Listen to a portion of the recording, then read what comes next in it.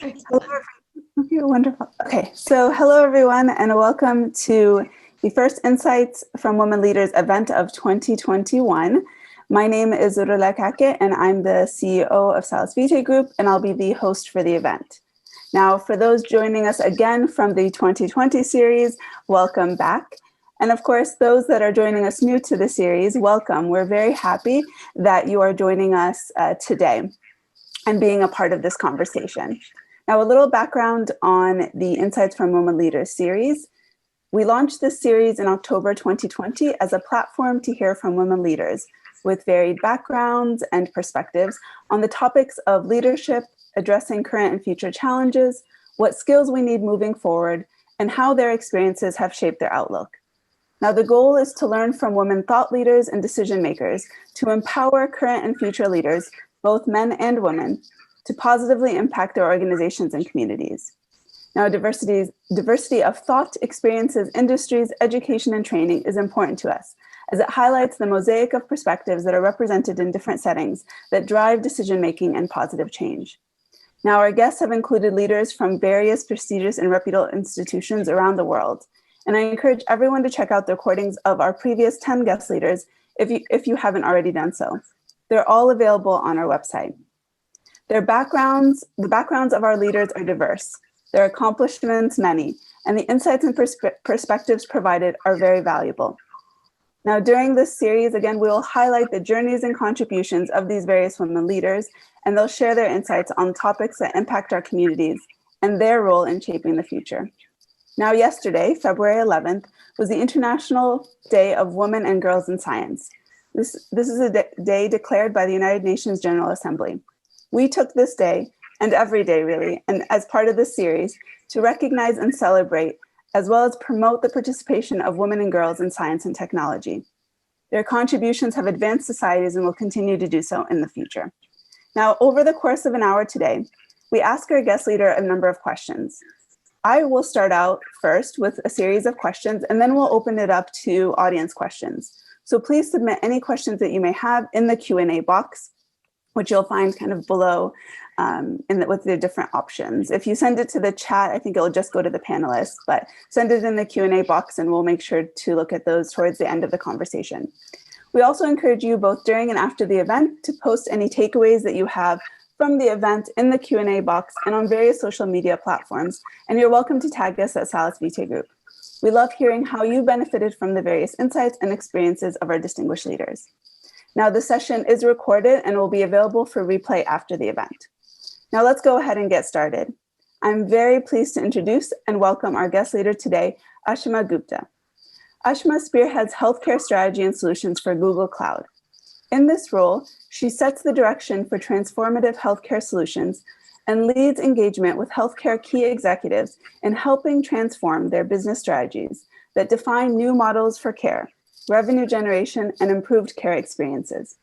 She founded and led healthcare vertical and interoperability efforts at Apigee and is a passionate advocate for open data and the use of APIs to overcome healthcare data. Previously, she led Digital Health Incubations at Kaiser Permanente and brought several frame-shifting opportunities to life. Aashima serves on the HIMSS Board and was recognized as Most Influential Woman in Healthcare IT by HIMSS and won Top 100 Women in FinTech and Health Tech Award. Aashima received her BS in Computer Science and a Master's in Computer Application from Delhi University, India. Welcome, and thank you so much for taking the time to be with us today. Thank you, Rola. Truly a privilege to be here, and thank you for having me as a guest. It's a pretty insightful series, so happy to be part of it. Thank you. So let's just go ahead and get started. We have a number of questions that we ask our guest leaders, and they're pretty similar kind of across the board, but we found it to be quite engaging in terms of picking the brain and hearing from these various leaders. So the first question that we ask all of our guest leaders is, did you expect to be where you are today? I would say absolutely not. Growing up in India, computer science was one of the fields that I kind of stepped into. My dad had a lot to do with the early exposure. And now if I go back and attending that class in a very small neighborhood and coming and being part of one of the biggest tech company, it's a dream come true. And Rola, like in life, there's no straight line, and I'm truly privileged and happy to be where I am. But this just little dream kept alive, and so no, it was not planned. It was not. I didn't think I would be here. So from this question, this question often has us reflecting, like we go from the bio, your bio, to where you are today. But now let's look a little bit into the future, and we'll come back to the present later on in the questions. But when you think about the future, what's in your future? What do you want your legacy to be? So Rola, I for one, I believe legacy is not something that you define at the end of the road or the end of your career or a very distant future.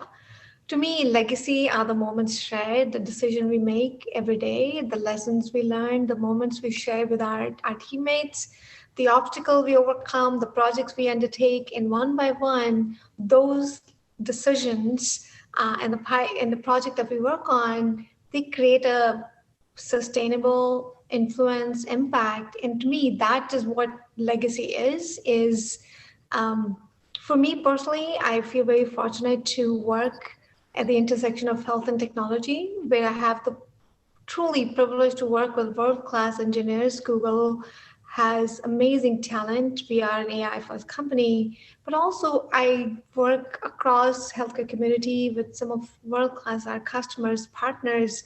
And for me, it is about pushing the envelope in kind of bridging the divide between tech and healthcare in a meaningful way. So taking bold ideas forward, some tested, some untested, but taking them to fruition, and in each time, bringing the team, rallying the teams around both tech and healthcare, around that idea, and seeing it through the fruition. As I mentioned, my background is from Kaiser Permanente, so I've spent enough years in healthcare, and I've had the privilege of seeing healthcare system from very different vantage points. I was starting out as a programmer. When I was in fintech, that's how I started my career after computer science, spent over a decade in financial industry, and then making a transition to healthcare IT with as a beginner, if you will. Technology background was the same, but I did not know much about the industry. So I had a beginner's mindset to begin with. And then later serving as a leader, overseeing that our digital health and incubation efforts as Kaiser Permanente that served millions of patients, and now supporting technology and health efforts as head of healthcare solutions in Google Cloud. So this is a kind of melting pot of multiple vantage points. And a common thread, Rola, that I would say in my career has been the belief that information is essential to taking, seeing that from Kaiser Permanente, seeing it in big tech, and also being part of Apigee. In the information flow, getting the right information at the right time, in the right setting is critical, especially as we are building healthcare systems, patients and their ability to make decisions about their health. And while what we see, internet has made, like we all use, Google or internet, and it has made authoritative health sources more accessible. People's information about their own health is often locked up in what I call in EHRs or EMRs. And the new rules around interoperability, I think this is when you talk about legacy, the one passion area I have is around embracing open standards and helping connect different data silos. So we have invested past many years in kind of teaching Google Cloud the language of healthcare, HL7, FHIR, and also now working in embracing these new rules on data interoperability and patient access. And the key and the core idea is that patients deserve the best innovation. They need their own health information at their fingertip.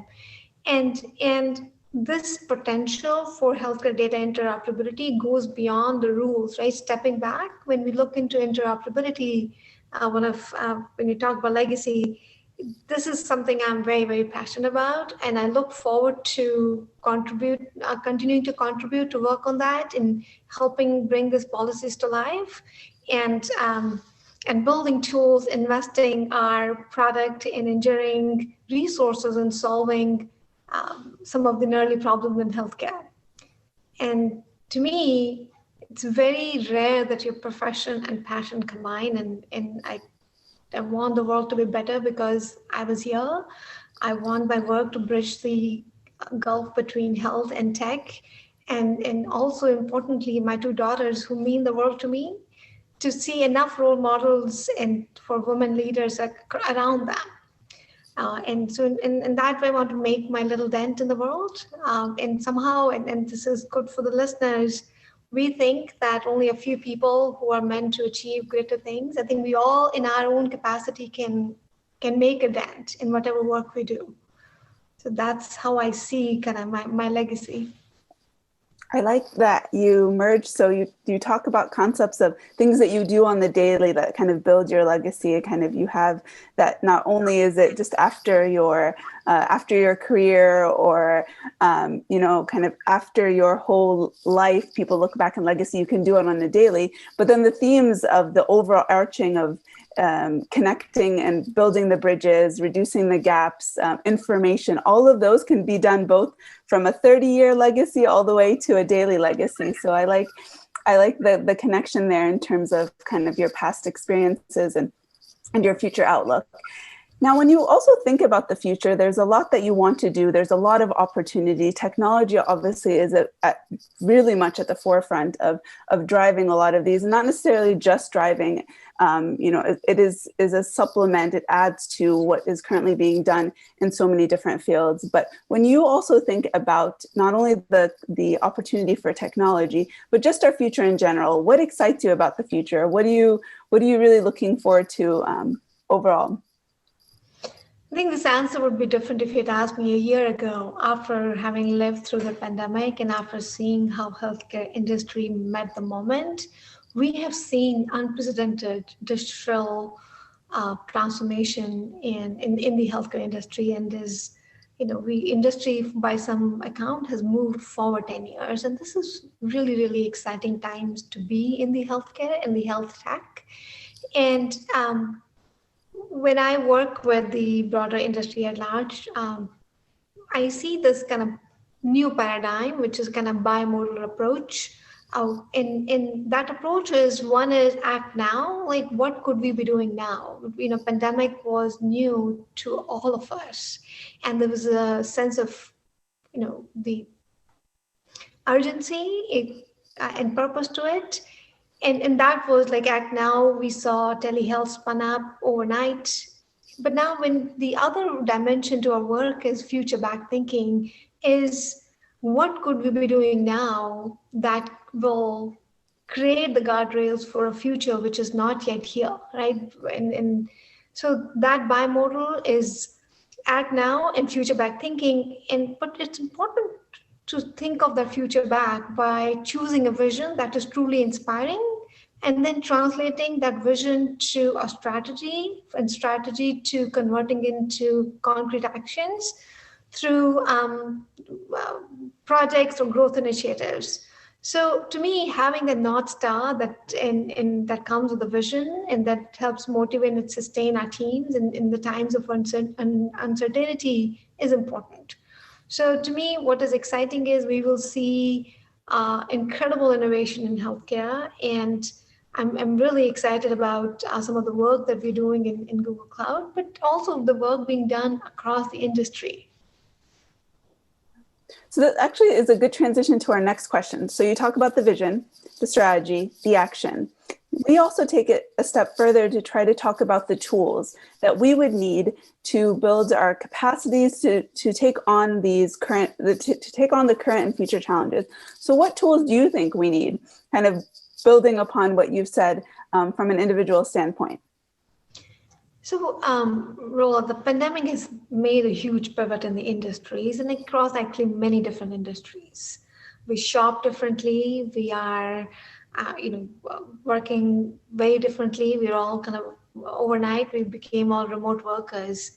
And there's a collective realization that future will not look like the past. And as we come out of the pandemic, especially from the healthcare, patients, our consumers, healthcare industry as a whole are looking for more proactive and progressive approach from uh, shifting care from being brick and mortar to a progressive digital care delivery organization. I think this is one theme that you will see when we think about what tools we need to bring. So that transformative big idea is going away from kind of not fully going away. What I meant was kind of having a hybrid. We are very used to brick and mortar, but to a digital care delivery and a learning health system.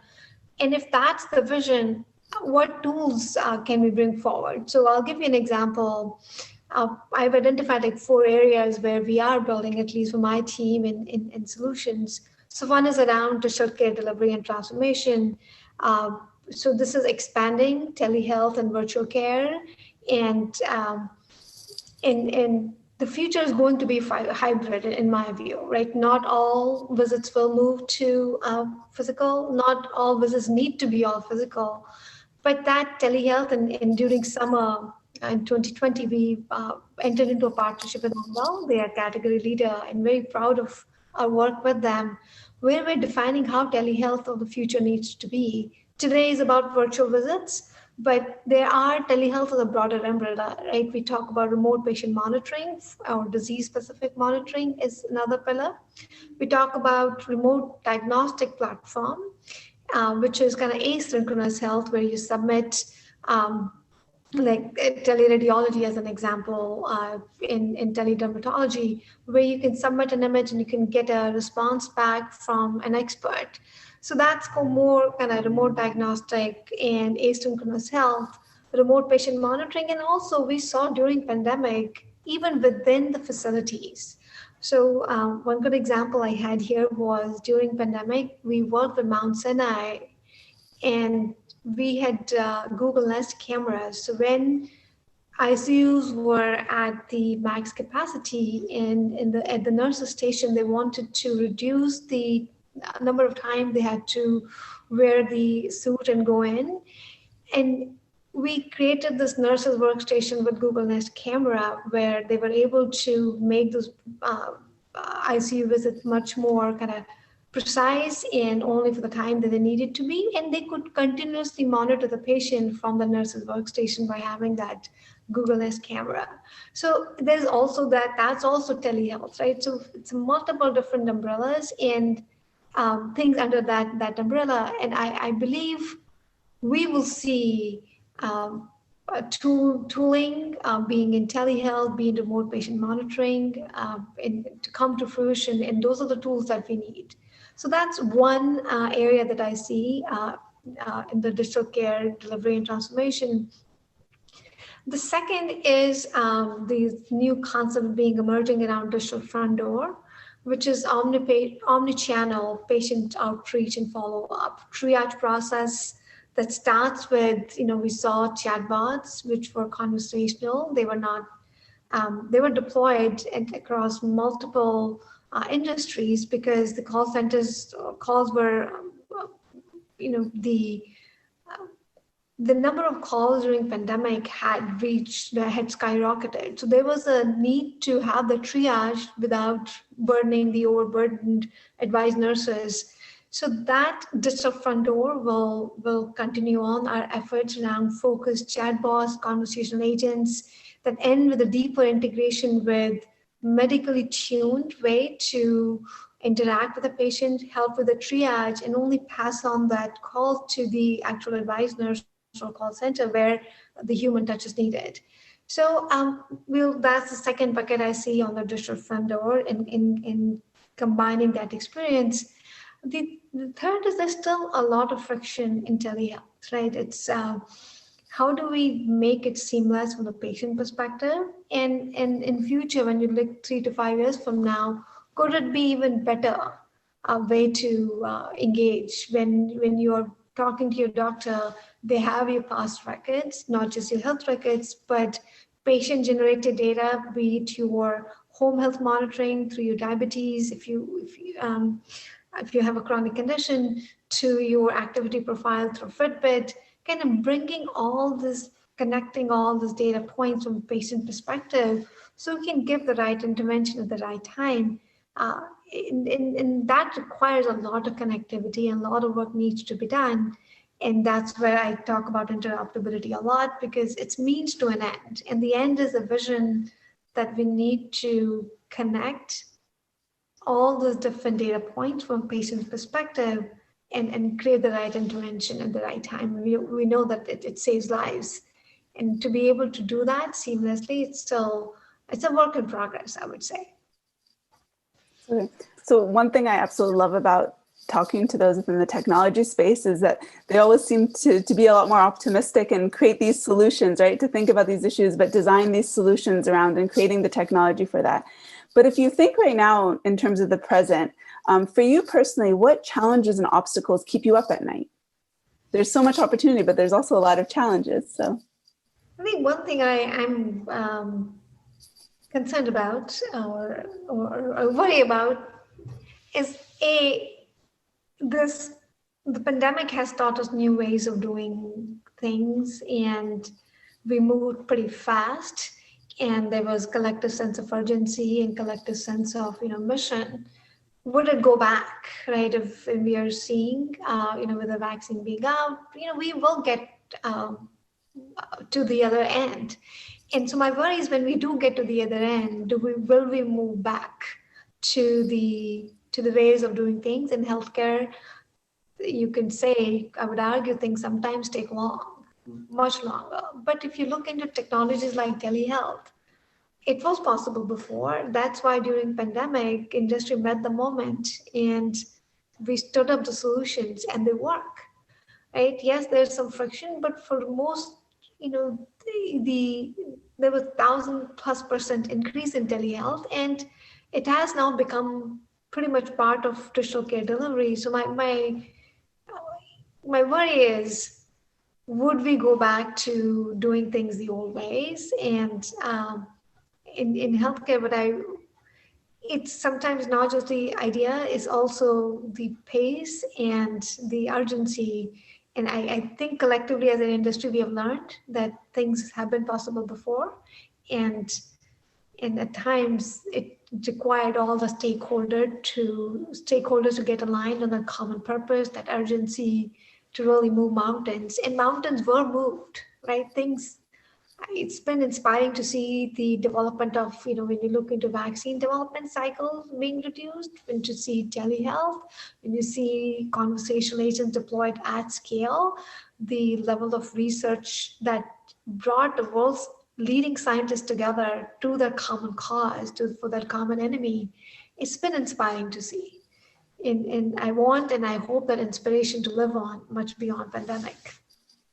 So if you actually take the example of telehealth, there's many barriers, especially in healthcare, especially among healthcare providers, in terms of telehealth and using the technology to the extent that we're using it today. But given our realities of the pandemic, that broke down a lot of barriers due to the necessity, like you mentioned. Do you think when you talk about going back to the way it was before, that those barriers that existed before will return, or have new barriers been created for hesitancy towards greater technology involvement? That's a great question, Rola. I say, so from telehealth, specifically talking about that, like 80+ services like CMS had reimbursed. So at times, it's not just about the technology problem, it's also about regulation and the right forces to come together to make an idea to a reality.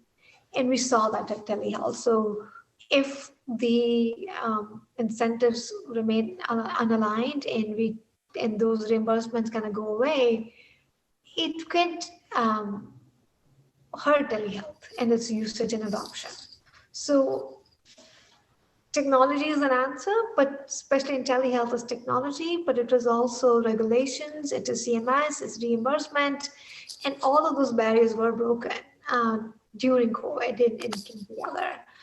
So that's I would say. And then to your second point about creating digital divide, that's another worry, right? We saw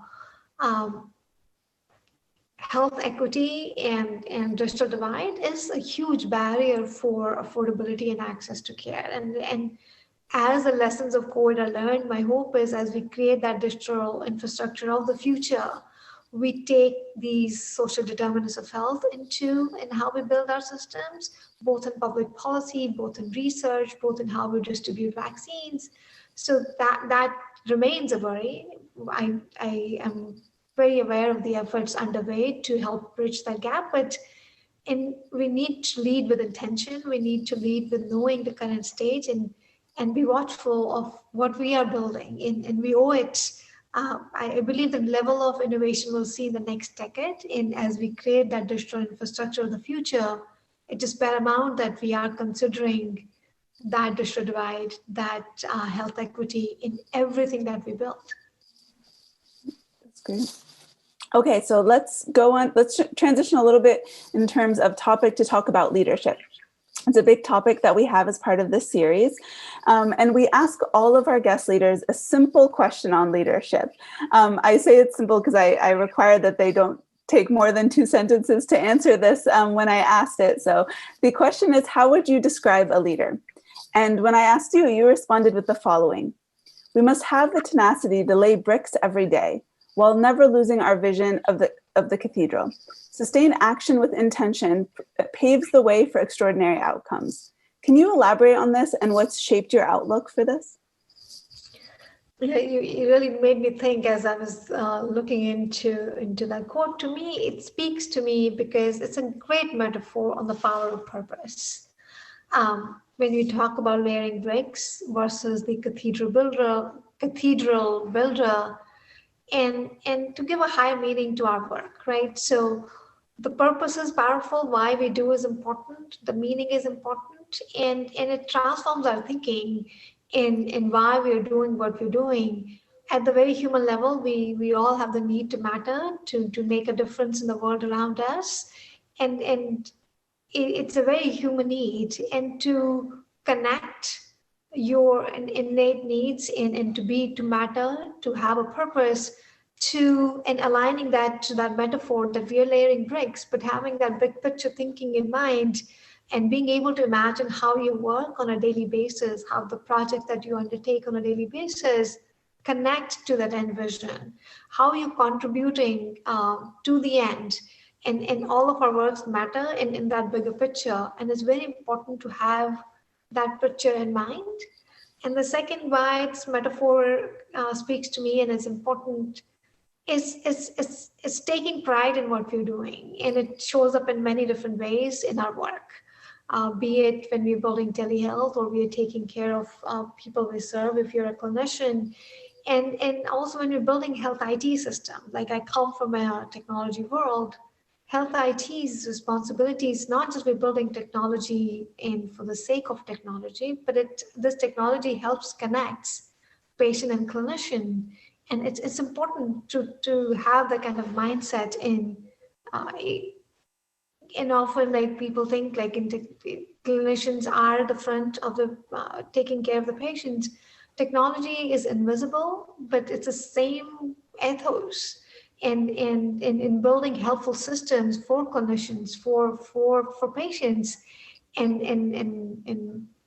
including that in your work and having that mindset. And then finally, to connect to our mission from a company perspective, motivating your teams who are working alongside with you to the common mission, the vision, and setting the culture code, if you will, to the vision, value, goals, and people are more happy and more engaged when they know how their daily work connects to that cathedral and to that vision. It's a daily grind, right? You will have some good days, you will have a lot of bad days, and at the end, once you know that these layering of this brick, why it is important in imagining that cathedral, it gives you that second wind. And as leaders, we need to make that connection for our people. We owe it to our teams from the work they're doing to how they are cathedral builders and not just the bricklayers. And that's how you tap into their passion and bring them along in your journey. Very nice. Also, to build on what you were saying about technology being the invisible, I actually even say to a lot of the healthcare providers that actually Google is like your second teammate, because what is the statistic about over 1 billion questions I think are asked a day, healthcare questions to Google. Is that correct? What is the actual, the number was like 1 billion? 17 queries on Google are healthcare related. Yeah. Yeah, so it's insane. So I always tell them like it's part of that kind of team dynamic of the building. But to your point about the cathedral, which was very nice and actually brings us back to even your initial point about legacy, the brick being the thing that you do every day, but having that overall, which I think was a very nice answer for that. Now, do you believe that leadership in healthcare is different than other sectors? Within your position, you work with individuals across different backgrounds, stakeholders within the healthcare space, potentially even beyond that. So what are your thoughts about healthcare leadership versus other sectors? Here, I would say I'm biased. Having spent some time in financial industry and coming to healthcare was pretty eye-opening in the sense that the passion and purpose that you see in healthcare is pretty inspiring. And healthcare leadership and healthcare community generally has a very good community sense. And we have this common thread, common cause. We're all very passionate about making our dent in our little ways. And I see that a lot more in healthcare than I saw. And this could be if I was at the stage of my career. But when we are looking at the end, I say that we are solving a problem at the end, right? When you are in technology and what type of problems you want to solve, right? In healthcare, it's very purpose driven. It's very mission driven. And personally for me, I could never see that when I was in fintech. Yes, we were building great system, we were helping our customers, but it's a very different calling. It's a very different passion when you talk in terms of healthcare. And that passion and purpose is not just unique to me. I work with a lot of healthcare leaders across the different spectrum, and I see and seek my inspiration from them, right? Be it a developer, be it a researcher, be it a healthcare leaders within the customers and partners we work with. And that sense of community is just amazing. I tell my daughters to really consider healthcare. It's a very different calling. It's very purpose and passion driven people that you will find. So what do you think we're getting wrong about leadership in general? I think I will not say it's wrong. It's some of that I covered earlier. So when you know what has happened during COVID, right, that's a great example. There's a collective urgency, there's a purpose. And we saw, again, going back to telehealth, was it made possible overnight at the heart of pandemic. We saw vaccine in less than a year. We met the moment, right, in the industry. We met the moment across the board, research, telehealth, new technology. But if you step back, this technology was possible many, many years before, and both technically, financially. So we should really look deeply into this moment and ask ourselves why it took so long and what we can learn from it. In healthcare, and again, I've been guilty of that, it's sometimes broadly acknowledged that things take long. We often say that, oh, it's healthcare, it will take long. And somewhere it became acceptable that change management is slow and things take many years in healthcare, but COVID is proving that it is possible to change and the pace is possible, right? And I would say as the next decade is ahead of us post-pandemic, leaders will need to not just bring the new ideas, but also set the new expectation of pace and scale. These innovations can help patients, and our patients deserve the best innovations possible. So I think that's kind of call to action to all of us, and from the healthcare specific leadership perspective, to continue that pace to hopefully the new initiatives we will scale and with the right renewed purpose and energy that we saw during COVID. Very nice. And I like the element of that leadership be very centered around breaking barriers and understanding why those barriers exist in order to move initiatives forward, which is really nice. Now, what kinds of leaders do you think we need in general to really address the current realities? So if someone was to tell you to describe a leader that would be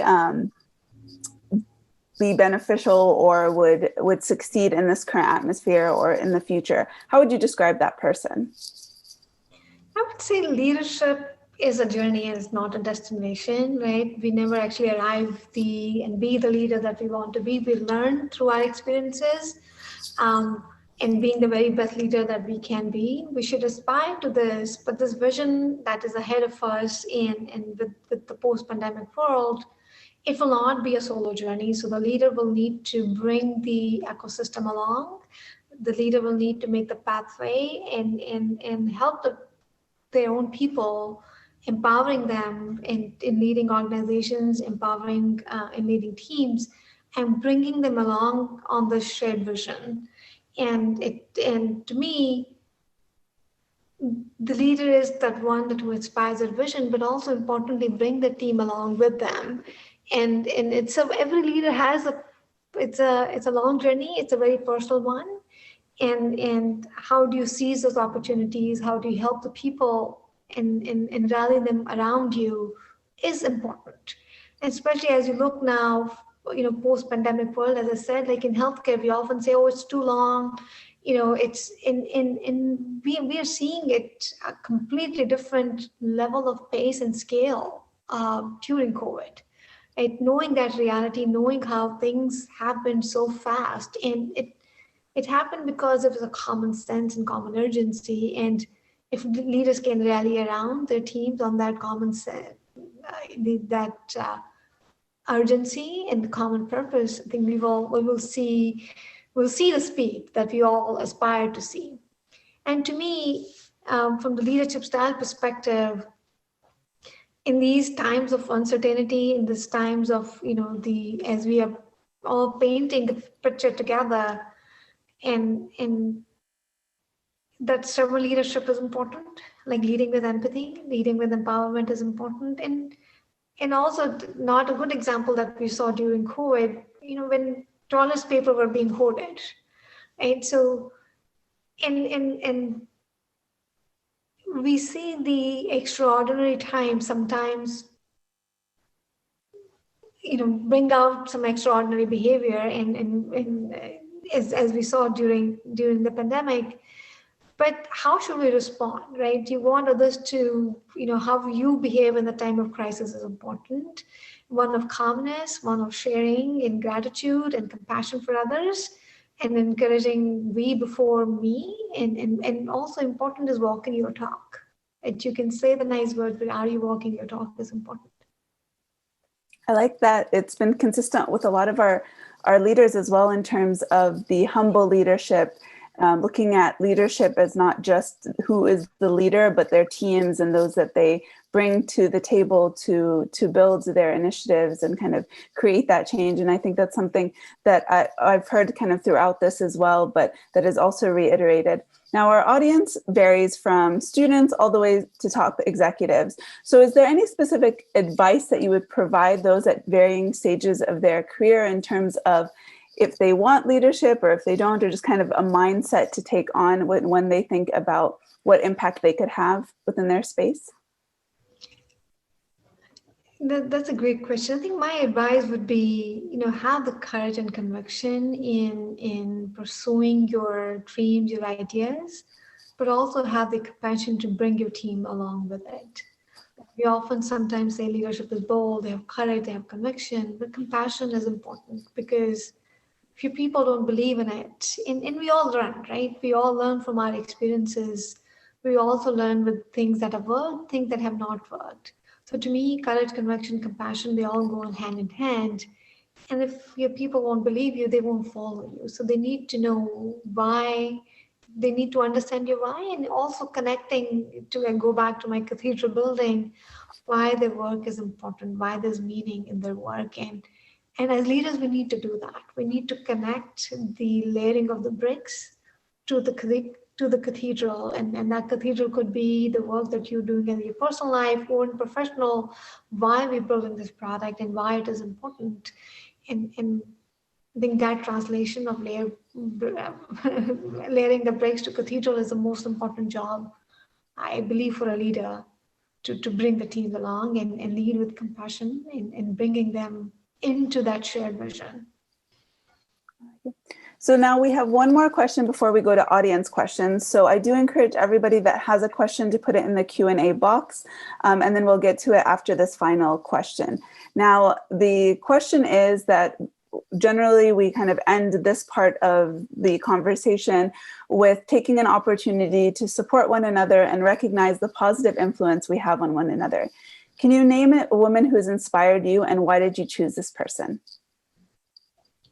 Yeah, I have many women to thank for. I think, to me, I would say it's my mother, her selfless love, and always, there will be moments, Rola, when you will do well, and there will be moments when you're not doing well. And having that inspiration in her, like always, she stood by my side, good times or bad, and that inspires me to be that to the women around me. Right? We will have good days, we will have bad days, and inspiration comes in many shape or form. And to me, that came in my mother, and with my new job transition, I had moved to Kaiser during that time, and she was visiting me, and she said, "No, you can do it." It was first year was pretty hard for me, coming from financial to healthcare. Sometimes you need that others' belief in you to really bolster your belief in yourself. And I would say that's my mom. I like that, because you realize that, you don't need hundreds of people. It's oftentimes one, two handful of people that have truly believed in you at different points in your life. I think many leaders have said that. Many of us can name several people that had an impact on us in your quote unquote traditional sense, or just by being able to encourage and motivate us. So, okay, now let's go on to some audience questions. We do have a question about, what is something that you wish more people knew about your leadership style? I'm a transformational leader, and I'm very direct, and I'm very in bringing team along. So I think my leadership style is more transformational and also kind of servant leader. And I work alongside my team. I set example. I can roll up my sleeves and go really technical, or also talk at a very high vision level. So I'm able to operate in both these. Again, I think that's what I would say. Being a transformational leader, and also working alongside my team. Like, I'm one of them. I'm the team, and work very closely in bringing these new changes to life. That's great. Yeah, I definitely believe that in the power of teams and kind of creating that atmosphere within that. So another topic that's usually very important for those that think about their career and are building a career and that have built a successful career is the network that they have. So what has been your approach to networking, and how has that changed, and kind of your lessons learned about that topic, would you say? I would say, start with intention and being genuine about who you are connecting with, and both those things are important, intentionality and genuineness. So when you meet people, when I do meet people, and you will connect, and I do believe sometimes you connect people, and there's always there's a reason you meet people. I strongly believe in that you meet people, you connect with them for a reason. They have entered into your life for that stage of your career, and recognizing that and being helpful. And if I can add value, if you know me, and if I can help you in any other way. So networking is for the sake of networking. I'm a pretty introvert person like that. I am very comfortable in my pajamas and watching TV and sitting rather than going to a big party. But I think, to me, it's very important in healthcare. Truly, I believe the power of network, the power of community. So belonging to healthcare community, if you call it networking, great. I do have a huge sense of healthcare community. I have people I reach out to and they reach out to me. And this is so special in healthcare. And I would encourage our listeners to connect to these communities of there's one community I'm very uh, the Pink Socks community. I'm very proud to be part of it. They're people who are genuinely passionate about what they do, why they do it.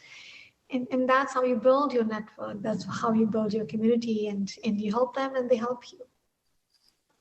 I think the big take home there is being intentional in terms of the types of networks that you want to create, right? Just talking to people and talking to hundreds with no intention doesn't mean that it's necessarily going to be of benefit there. And I like the approach that you took about people are kind of in your life at different stages for different reasons, and what can you learn from them? What can you contribute to that story is really great. This one's interesting about whether you consider yourself inspirational or practical or both. I would say both. I'm a very practical and pragmatic person, so I kind of live in the reality because, again, we always are thinking about this two-pronged way, like what can we do now, but also the future back thinking. I'll go back to that. And I think we all are kind of operating in this dual mode strategy, be it in our personal life, like where we are today and where we want to go in future. So you need enough inspiration and the vision to see where you ought to be, but also being practical and knowing where you are and what steps you need to get there. I would say having a North Star is important, and that's where you call it inspiring or vision, and setting that up, and then walking back from that and having those practical, concrete steps and initiatives, be it, initiatives of work, initiatives in your personal life to help you reach that. So you need a kind of combination of those. At least that's how I see myself. So we have another question about communication, your communication style, or any advice that you would have for people that want to improve their communication in different forms. I think it's a journey. I think but communicate, like take chances and communicate authentically. I think authenticity is important. And for me, it's what you say. And if you say it with the authenticity, you say it with passion and you mean it, it's more important than the actual communication style. I think people will understand it. Like growing up in India, I do have an accent, and I don't think it has curtailed if I need to communicate with the people I need to communicate, that authenticity speaks. It speaks outside of my language barrier. It speaks outside of my nationality barrier. I'm a woman of color. It has not held me back. So to me, communicate with connection and authenticity, and you will not go wrong. There's a general theme too that we've had with the different guest leaders in terms of walking into the room and being either the only female, or be it person of color, or just basically diverse in your background. Maybe you might be the only one with a specific type of degree and offering a different perspective. So what are your thoughts on when you do walk into the room and you are very different and you do not see anyone that maybe looks like you, has the same background as you, maybe is even kind of communicating the same message as you? Is there also a specific strategy that you take when you go into that type of space? That's a great question, Rola. I think you will develop that muscle. I don't feel any different now walking into a room. I don't think I'm a woman. I don't think I'm a woman of color. I think like I'm a member of this team with equal ideas. So I would say empower yourself.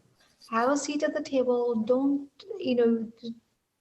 quieten that inner voice. And over time, you will learn that inner voice will not surface. And this will be the only voice. So I do now think any different. I honestly don't. I walk into the room with equal set of ideas. And sometimes it does happen that you are faced with a situation and the inner voice comes back again. And then you need to, again, be very intentional about it and be you. right? So be yourself, push forward your ideas, and world needs that diversity. We all have seen it. Like diversity of ideas, diversity of representation is so important in what we do. And and you don't need to really think, okay, I have to bring a diverse idea. You being there and being yourself is diverse enough. So own it and be in the room and present your ideas and without that thing in back of your mind. Yeah. I really like that. It ties to the authenticity, but also to the part that what you can control is how you deliver, how you talk in terms of the effort that you bring in and kind of what you bring to that space in terms of your own thoughts and actions at the time. So I think that is really great. Let me see. Again, if you have any more questions, we'll answer them as we go. There is another question about mindset. In terms of a growth mindset, how do you cultivate a growth mindset? How do you kind of focus on that? That's a great example. I try to imbibe it myself, right? The power of the word yet, that I may not have the skill yet. So I would say I remind myself, oh, I can't do this, but then add the word yet at the end to see that there's a lot to learn. And that to me speaks to the kind of growth mindset. That's a practical tip that I tell myself when I find myself thinking, oh, I don't know this. And I then add the word yet. I don't know this XYZ yet, but I'll get to it. And it starts with that belief. And often we are seeing, even when we are hiring people and we are building teams, yes, experience is important, but mindset is critical, right? People will learn, and if they bring the right attitude, the right mindset, and there are many unknowns as we move forward with the pandemic, right? We're all learning, and this learning is a constant reinvention of self, reinvention of ideas, and learning moments, and I would say deploy those little tips. To me, is the word yet, and make it your own, but know that growth mindset is what's going to be critical. It is what we look for when I hire a team, and the ability to grow into that role, even if not necessarily you have the skills going in. Yeah, there's a comment to one of the attendees, and it's something I agree with as well in terms of that power. They said that it will definitely take away the point to say yet, because I think too, as you were saying, it shifts the mind from thinking that it's not mine to it will be mine, but I just have to put in the work, which is also very essential, right? And having that yet just brings it back, like you can have it, but then it just requires one additional step of some sort of action, which I think is a big part for a successful career in general. But just that one word, and just the power of sometimes one word, right? To really shift your mentality with it. And I'm going to use that actually. I'm going to think about what I need to do, and I'm just going to add a yet at the end to everything, which is really great. And then let's see, we'll just take one more question before we close up. Let's just see from here. Okay, I think the last question we're just going to have, just kind of given, we've talked a lot about what the pandemic has done in terms of kind of disrupted how we work, basically our lives in multiple different ways. What is something that you would tell those that are currently looking for leadership positions to how to best position themselves given the current environment? I would say, knowing where the puck is going, right? If you know the pandemic and kind of seeing where the trends are, right? If you're talking from the healthcare perspective, as I said, like we are working in these 4 different areas: digital care delivery, digital patient experience with the digital front door, data and insights, and then 4th was, but I don't think I covered it, on the back office operational automation with applying AI. So again, I'm painting my world, but in the industry, find out your passion and seeing where the puck is going, where the trends are, what are your unique skill set that you can bring to the table. And I think one of the things, it can be growth mindset, or again, courage, conviction. You will learn. So don't be afraid, take chances and find which of these trends speak to you personally, which you can rally behind and be excited about waking up every morning. And once you find that why in you, and if you find, for me, it was interoperability as an example. I was so passionate about it. I was reading about it late night, early morning. You find that passion and what speaks to you.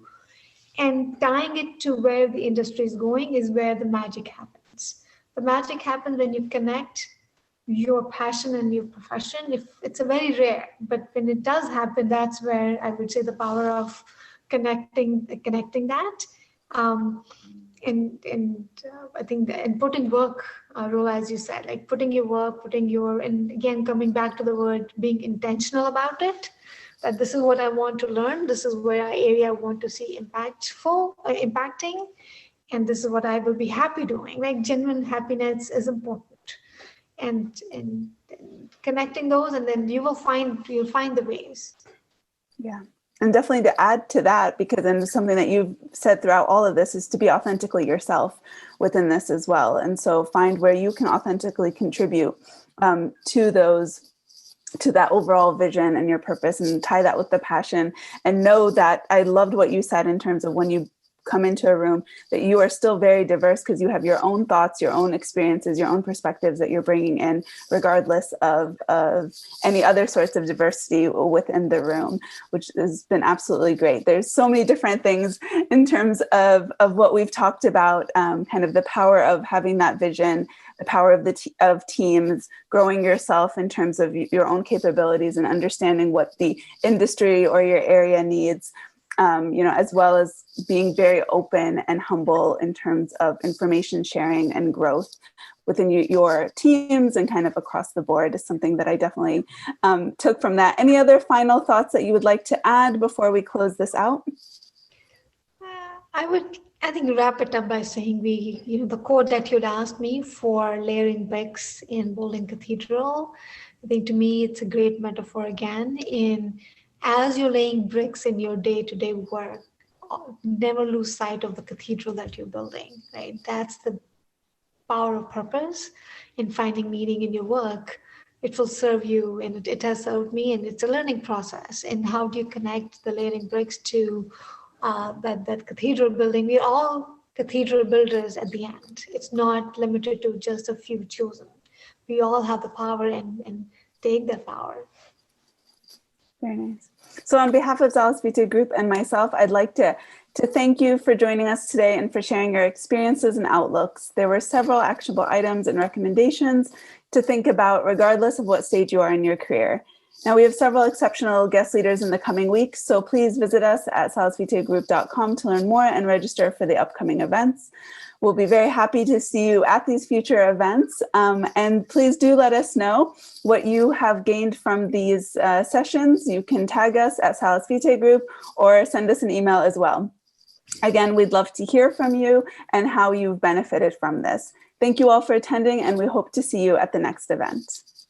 Thank you, Rola, for having me. Really enjoyed. Thank you so much. Thank you for listening, everyone.